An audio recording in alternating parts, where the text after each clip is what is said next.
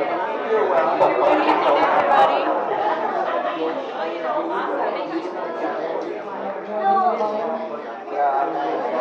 evening, everybody. I want to thank you all for coming.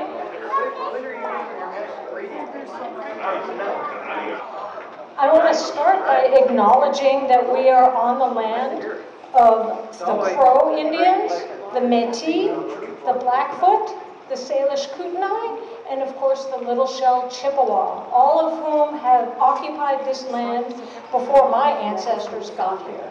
So I wanted to acknowledge that. Right here. I would also like to acknowledge that a lot of you came tonight in order to see Phil Auberg, who had graciously offered to perform tonight, but then he had a family emergency, and he's in Seattle now. So Joel Corda, who you've been listening to, volunteered graciously to step in. And we also still have Jamie Ford here, who's going to be reading from a previously unpublished work, I believe. So we're going to have a wonderful presentation, and I'm really looking forward to it. So thanks for coming. So Joel and Jamie have stepped up to help out, and Leesha and I are both stepping up to help you, to serve you in the legislature. And I want to invite you guys now to step up and do your part in this participatory democracy by being a voter. Yeah. I want to challenge each and every one of you to make sure that you and everyone you love votes in the upcoming election, because this is really important. And I really would like for you to make a plan right now for bringing your neighbors, your friends, your enemies, bring somebody with you to vote, because we need to participate if we want this democracy to work. And if you need a reason to go to all that trouble, the reason you can do it is to do it for art, because art can't hurt you, and art is really important. You know, Phil volunteered to do this fundraiser to perform here tonight, one night when we were at a Vision Trust meeting. And in that Vision Trust meeting, we were talking about how important art is to our community, and how important it is to have artistic outlets, not just for us, but for our children, because children who get art classes in schools become better engineers. Right? Art doesn't hurt you, and it is so important, and I'm so tired of hearing our Montana legislators say that we can't afford to have art in our schools.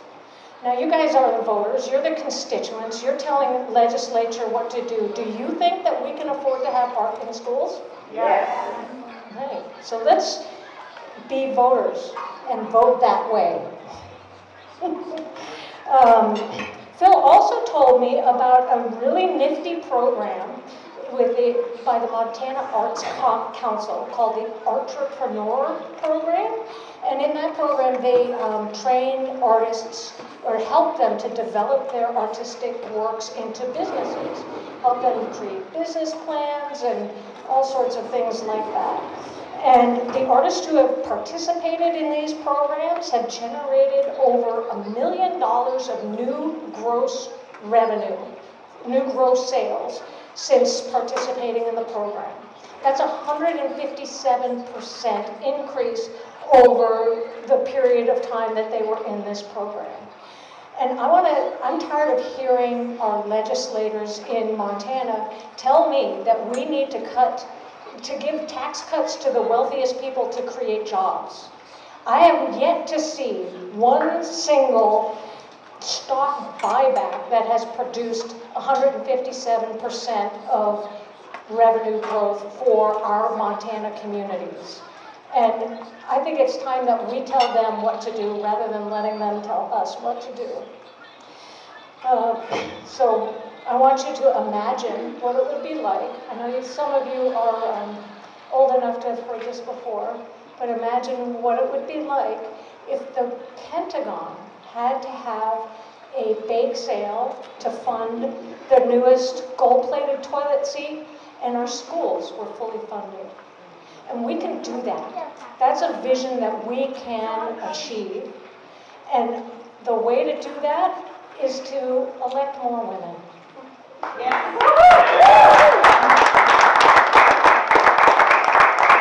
You know, it's not that I think that women are better than men, except, of course, when we are.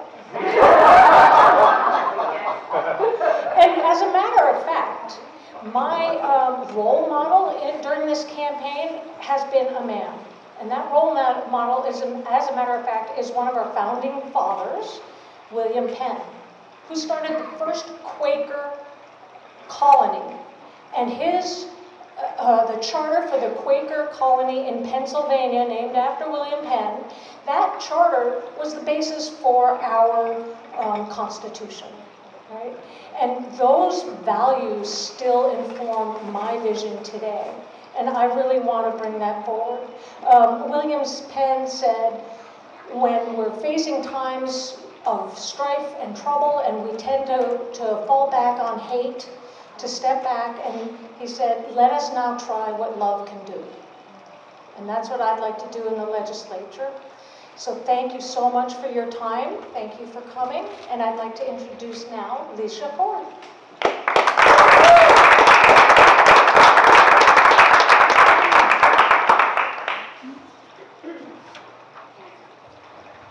Thank you so much, Jasmine. Awesome. Other side. This direction. Am I good here? There we go. Everybody remember the tin foil on top of the TV set? How are we there? We're good? Okay, so I'm going to keep on talking while he adjusts the sound. Is that working? Okay, everybody hear me okay? I hear myself like in triplicate right here, so I feel like a little echoey. Okay, so I'm Leesha Ford. I'm running for House District 21. Okay, which is over on the west side. When we look at kind of Sam's Club area all the way through Black Eagle and then the lower north side. So that would be the area that Tom Jacobson has been representing the last 5 or 6 years. And so that's the area that I'm running for now, and he's running for the state senate position. So I just want to thank you all, now that I have some actual sound here, I want to thank you all very much for being here tonight. I think that this is a true testimony to what communities can do and how we can shape this election by just showing up. And I think that's an amazing thing. I want to thank a couple of people. Number one, I want to thank Joel Korda, who I texted him on Sunday night, can you do this? And he's like, yes, oh, actually it was Sunday morning, I think, yeah, probably during church.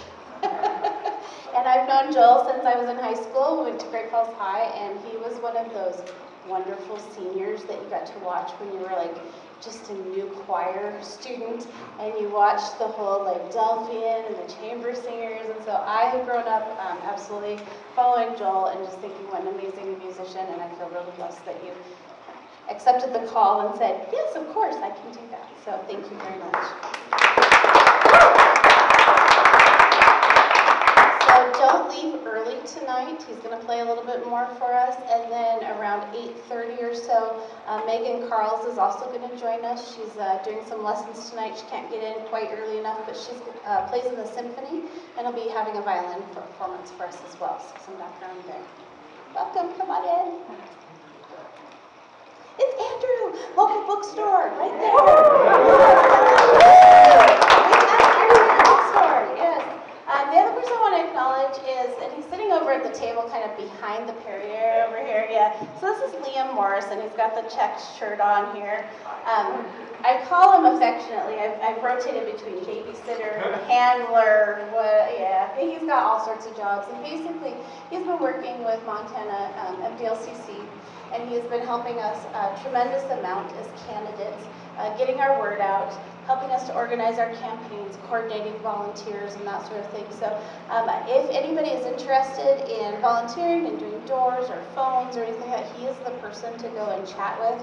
But he's just been an incredible help during this whole process here. Well, of course, shout out Andrew's back there. Woo-hoo, from Bookstore. That makes me happy when we get independent bookstores in Great Falls. And most of you know that's because my husband is an author. And so He's much better at this public performance and speaking thing. This is not something that I ever thought I would get involved in. And when I went to him and I said, dear, I think I want to kind of try out legislature. And he's like, yeah, of course you should. And I'm looking for him going, I was waiting for you to say no. That way I can say, no, I can't do that. No, I'm signing on. But he's been a great support on this campaign. And he really brings me back to that whole reason of why I jumped in. And he reminds me of that every time that I go, oh, there's so much to do. He really says, who are you doing this for? And when I think back to last September, last August time, something happened in our legislature. We had a special session. And that special session took away funding from our disabled children's programs that go out in the homes and work with kids. Kids that have no voice in legislature, they don't get to vote. It also hurt our mental health system, and when we look at that, we're seeing those impacts in Great Falls already. We know that those cuts went into place in March and April, and we are seeing the increased homeless rate. We are seeing the increased people that have not getting the health care that they need. They don't have a case manager, or their case manager suddenly has 300 people on the caseload. They can't check in with everybody. So we're seeing that firsthand here, raising crime, raising the number of people that we have housed in the jail. And so when I look at that, that was kind of that passion moment where I looked at that and said, that's totally not right. And I think as a state, that we can do a lot better. And I really truly believe that, my background in nursing, for those of you who don't know me, I've been a nurse for 17 years. It does give me special skills in soothing toddlers and infants, which should be really helpful in the legislature. Big help. And so when I look back at that, and then I look at all the things that I've come across and learned as we've gone through this process, and Jasmine and I will tell you there's a lot of meetings, there's a lot of people that want to, go out and have dinner, and here's kind of the points, and then there's a whole bunch of wonderful opportunities in our community where we get to really work with people and ask them questions. And one of those was the Disability Forum. Another was when we worked with the firefighters. So thanks, David Manson, for being back there. We support our firefighters. We want to take care of those who take care of us. And I think that should be our legislative priorities. People that don't always have a voice and those who take care of us. One of the most rewarding pieces that I have found along this whole journey is people. So whether that's, meeting all of some of you for the first time tonight and getting to know you and engaging in a conversation about where we could be in another year or two. What happens when we get some women into legislature who are really passionate about things? What are the options that we have as a state? So I love those conversations. The doors has been another place. People have asked me, well, how are the doors? And I'm like, the doors are where it's at. That is the most fun. When I go and do doors, I get that opportunity. I have to not quite tell Liam how long I might spend on a particular door. We're going to ask him to cover his ears as I tell this story, because he's going to go, you spent how long there? But coming across those doors, I really get to know people where they're at. And when I look at that, that's the most important piece. Came across one door over on the west side, and it was a little lady, and she was, definitely not in her younger years. She had a little cotton hair. She had some glasses on. And as I talked to her, I noticed she wasn't really looking directly at me. So I asked her a few questions about, well, what do you do? And she's like, I'm an artist. And I said, oh, well, tell me more about that. She goes, well, do you want to see my work? And I said, yeah, I definitely want to see your work. And we went in, and she asked me what was in the picture that she was pointing at. And I realized then that she was low vision. And as she and I talked, the tears came to her eyes as she told me about how she had different disorders in each eye. There was nothing that they could do to really resolve her visual issues, but that nobody who ever came to her door ever cared. And so it was a really precious time to spend 45 minutes with her, going through her artwork and looking at that and just thinking, what an amazing artist that we have, this hidden gem. And it really is about people. And that's kind of the whole aspect that I really want to focus on when I go to legislature, is us as a community. It's the people who live in here. It's the individual stories. It is the fights that we all have, that as we're trying to be just passionate about things and issues that we care about.